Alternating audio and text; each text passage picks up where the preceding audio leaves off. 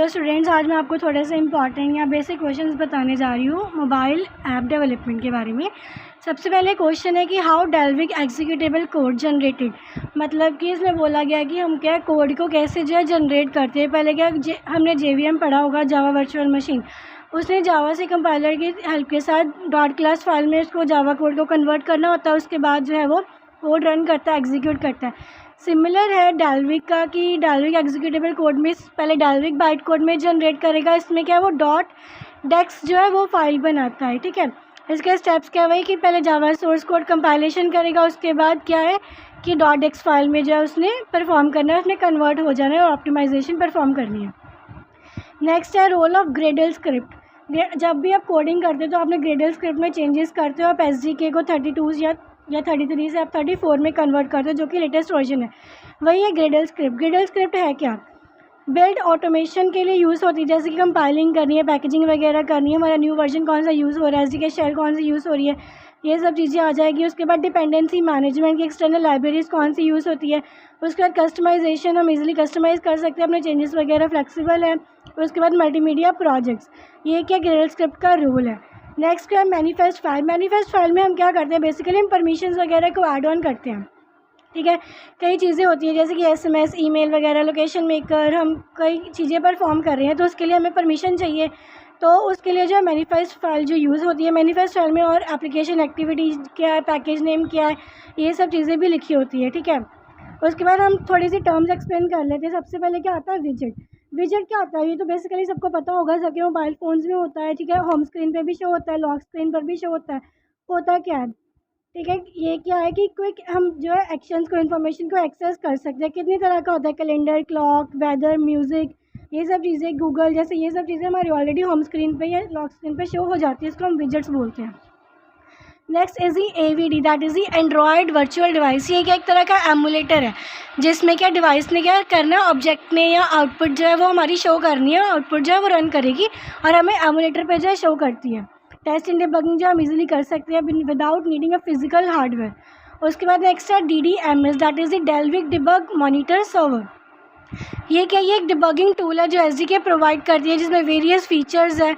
हम डिबग करते हैं, एनालाइज करते हैं एंड्रॉयड एप्लीकेशन को। इसका पर्पस क्या है कि ये लॉग एट व्यूअर प्रोवाइड करता है, जिससे हम लॉग मैसेजेस को डिस्प्ले कर सकते हैं। उसके बाद ये हीप एलोकेशन ट्रैकर प्रोवाइड करता है, जिसमें मेमोरी यूसेजेस को ट्रैक करते हैं। मतलब बेसिकली ये डिबगिंग के लिए डिबगिंग फीचर्स प्रोवाइड करता है, उसको एनालाइजेशन प्रोवाइड करता है। Next is the app, that is the Android asset packaging tool. ये क्या, ये कमांड लाइन है जो कि एंड्रॉयड SDK में होती है। इसने क्या करना है, पैकेजिंग को हैंडल करना है, प्रोसेसिंग जो है उसने देखनी है रिसोर्सेज की, जैसे कि इमेजेस आ रही है, लेआउट फाइल्स, XML, ये सब चीज़ें आ रही है। Next is the ART, that is the Android run time. ये क्या है, मैनेज रन टाइम इन्वायरमेंट है, मतलब कि एंड्रॉयड का ऑपरेटिंग सिस्टम जो है वो एंड्रॉयड रन टाइम यूज़ करता है, जिसमें हम उस क्या उसकी क्या आउटपुट्स वगैरह देखते हैं। इसने क्या डेल्विक रन टाइम को रिप्लेस किया है। ठीक है, इसकी फंक्शनैलिटी क्या है, अहेड ऑफ टाइम आ जाएगा, मतलब कि कंपाइलेशन है। इसमें बाइट कोड को कन्वर्ट करना टू मशीन कोड में, ताकि हम इसको इजीली जो अंडरस्टैंड कर सकें। Next is the ADB, that is the Android debug bridge. ये क्या, ये वर्सेटाइल कमांड लाइन टूल है जो कि एंड्रॉयड SDK में होता है और डेवलपर्स को अलाउ करता है कि हम क्या एंड्रॉयड एलिमेंट्स एंड्रॉयड के बीच में हम कम्युनिकेट कर सकते हैं। कि ADB क्या करते हैं, एक wide range of functionalities provide करती है, दैट इज़ की debugging, installing, managing Android application devices, ये सारी चीज़ें आ जाती है। उसके बाद सेव इंस्टेंस स्टेट। जब हम कोडिंग करते हैं तो हम क्या उसमें फर्स्ट लाइन लिखते हैं ना, सेव इंस्टेंस स्टेट वाली। इसमें क्या बोला कि ये क्या डेटा को स्टोर करता है क्रॉस दी कॉन्फ़िगरेशन चेंज, जैसे कि स्क्रीन चेंज हो रही है, स्विच कर रहे हैं हम one application to another application, या कॉन्फ़िगरेशन चेंज हो रही है, लाइफ साइकिल चेंज हो रहा है एक्टिविटी का, फ्रेगमेंट का। तो ये सारी चीज़ें क्या इसमें वो स्टोर करके रखता है, उसके अकॉर्डिंग जो वो मैनेज करता है। पर्पस क्या है इसका, that users current state and data are preserve, कि करंट स्टेट जो है और प्रिजर्व जो डेटा है उसको क्या प्रिजर्व करके रखता है। उसके बाद फ्रेगमेंट क्या होता है, फ्रेगमेंट की प्राइमरी क्लासेस क्या है।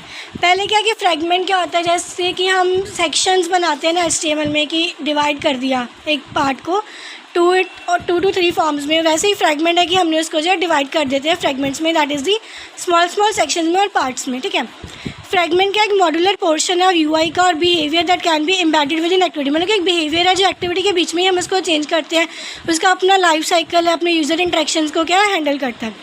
फ्रेगमेंट एक्टिविटी क्या है, वो सब क्लास एक्टिविटी की जिसमें क्या एडिशनल सपोर्ट प्रोवाइड करता है वर्किंग की। उसके बाद क्या मेथड्स प्रोवाइड करता है मैनेजिंग के। मैनेज कैसे करते हैं, जैसे कि गेट सपोर्ट फ्रेगमेंट मैनेजर हो गया, गेट सपोर्ट लोडर मैनेजर, ये 2 मेथड्स हम यूज़ करते हैं जब हम फ्रेगमेंट की कोडिंग करते हैं। Next is fragment manager use करते हैं, ये रिस्पॉन्सिबल है फ्रेगमेंट्स मैनेज करने के लिए, परफॉर्म करता है फ्रेगमेंट ट्रांजैक्शन जैसे कि एडिंग करनी, रिमूविंग, रिप्लेसिंग, ये सारी चीज़ें हम परफॉर्म कर सकते हैं। नेक्स्ट क्या कि एंड्रॉयड एप्लीकेशन की एनाटॉमी क्या है, दैट इज़ कि ये रेफर करता है कि उसका स्ट्रक्चर क्या है, उसके कंपोनेंट्स कौन से हैं, कैसे बिल्डिंग ब्लॉक्स को टुगेदर जॉइन करके जो हमने इसका एंड्रॉयड का एप्लीकेशन का एक स्ट्रक्चर बनाया, उसकी एनाटॉमी बनाई है। Understanding anatomy of Android application क्या है, एसेंशियल है for developers to design, develop and maintain Android applications effectively, that is कि हम एनाटॉमी को समझ के जो है हम उसकी डिज़ाइनिंग, डेवलपिंग और मेंटेनिंग कर सकते हैं। सबसे पहले कहता है मैनिफेस्ट फाइल। मैनिफेस्ट फाइल का क्रूशियल कंपोनेंट जिसमें परमिशंस वगैरह, पैकेज नेम, एक्टिविटी, सर्विसेज के नेम्स, ये सारी चीज़ें ऐड ऑन करते हैं। नेक्स्ट क्या आता है एक्टिविटी आती है। एक्टिविटी क्या जो सिंगल स्क्रीन को रिप्रेजेंट करते हैं, एक हमारी स्क्रीन पर जो भी चीज़ आ रही है ना वो एक एक्टिविटी है, ठीक है, जैसे कि यूज़र जो हम उसके साथ इंटरेक्ट कर रहे हैं। उसके बाद क्या लेआउट आ जाती है कि उसकी अपीयरेंस कैसी है, जैसे टेक्स्ट व्यू लगा है, बटन, एडिट टेक्स्ट, क्या चीज़ें लगी हुई हैं। उसके बाद क्या आता है व्यूज़, कि यूज़र क्या कर रहे हैं, इंटरेक्ट कर रहे हैं और डिस्प्ले कर रहे हैं इन्फॉर्मेशन। उसके बाद विजेट जो कि एडिशनल फंक्शनलिटी है, कैलेंडर, क्लॉक, ये वो आ जाएगा। और उसके बाद क्या रिसोर्सेज, जैसे कि एक्सटर्नल एसेट्स आ गए, image, string, layout, colour.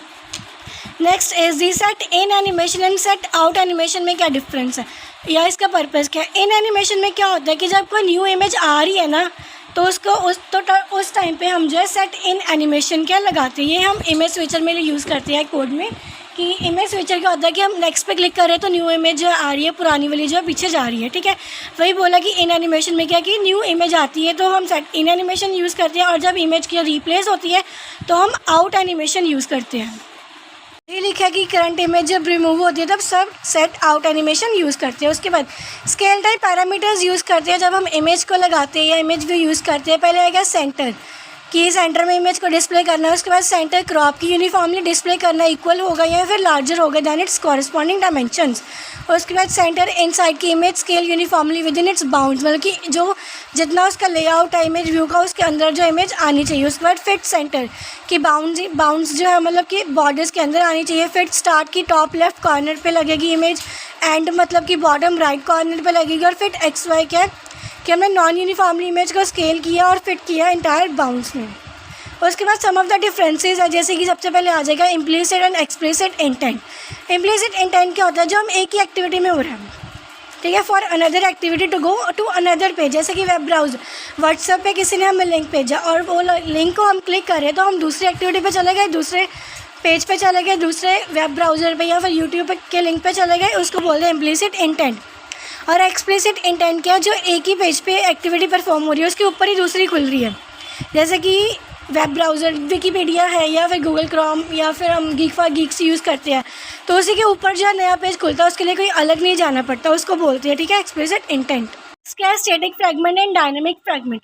Static fragment क्या होती है, जो इजी होती है टू मैनेज करना है, सिंगल स्क्रीन होती है, जैसे कि एक ही स्क्रीन को हमने हाफ पार्ट में डिवाइड कर दिया, अपर फ्रैगमेंट एंड लोअर फ्रैगमेंट, ठीक है, जैसे कि कोई म्यूज़िक सिस्टम बज रहा है, ऊपर वाले में म्यूज़िक की वो आ रही है कि कितना चल रहा है और नीचे बाकी के म्यूज़िक्स आ रहे हैं, क्या है स्टैटिक फ्रैगमेंट आ जाएगी।